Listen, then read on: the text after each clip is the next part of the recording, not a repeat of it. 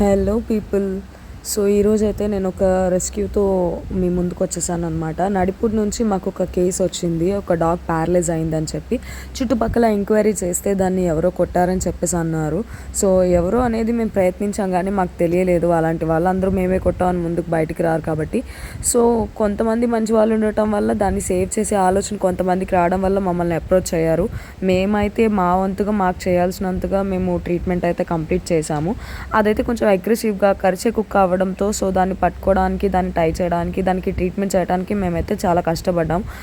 చాలామంది అనుకుంటూ ఉంటారు, వీడియోస్ ఎందుకు కంప్లీట్గా అప్లోడ్ చేయలేరు, ఎందుకు ప్రతిదీ అప్లోడ్ చేయలేరు. చేసిన ప్రాబ్లమే, ఇక్కడ చేయకపోయినా ప్రాబ్లమే. అండ్ ఎక్కువ పెద్ద టీం అనేది ఎక్కువ లేకపోవడం వల్ల ప్రతిదీ కంప్లీట్గా మేము వీడియో అప్లోడ్ చేయలేము, హాఫ్ మాత్రమే అప్లోడ్ చేయగలం.